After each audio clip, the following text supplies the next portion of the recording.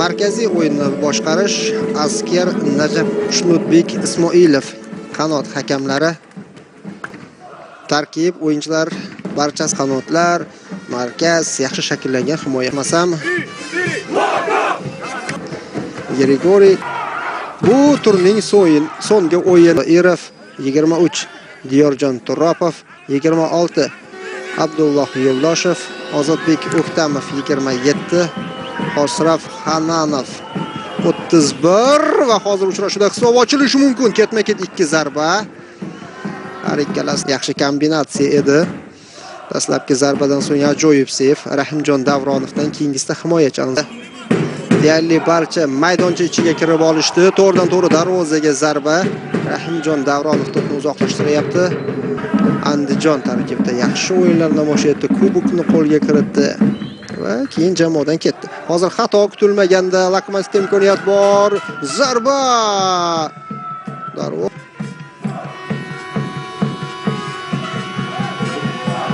to'pni yuqoridan yetkazadi. Qutuboyev uzoqlashtiryapti.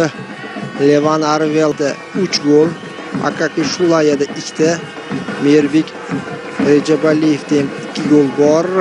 Levan Arveladze hozir to'pni yana chap qanotdan, yana Turopov yaxshi pas, bosh bilan Lokomotiv. Yana bir hujum, O'ktamovdan pas, yaxshi imkoniyat, zarba va keyingisi ofsayd olib borganda. Ofsayd bormi yoki yo'q degan markaziy himoyachisi. Lokomotiv sardori hozir Aralning himoyasi xatoga yo'l qo'ymoqda. Muhriddin Zoirov bilgan.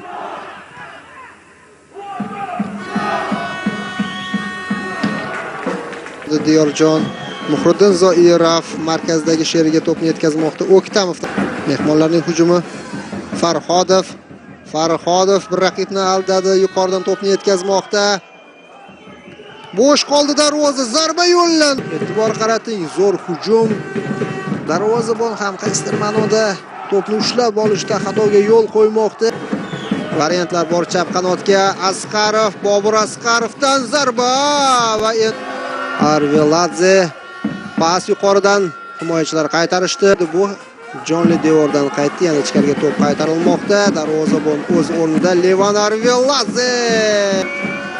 Akaki raqibni aldayapti, o'zi kirib bormoqda. Mana endi yuqoridan to'pni yetkazyapti. Hakami Bobur Haydarov, hakamlar nazoratchisi Shahzod Xolboyev esa komissar. Muhriddin Zoirovga qadar to'p yetib bormadi, lekin Zoirov o'zi faolligi evaziga to'pni olib qo'ymoqda raqibdan.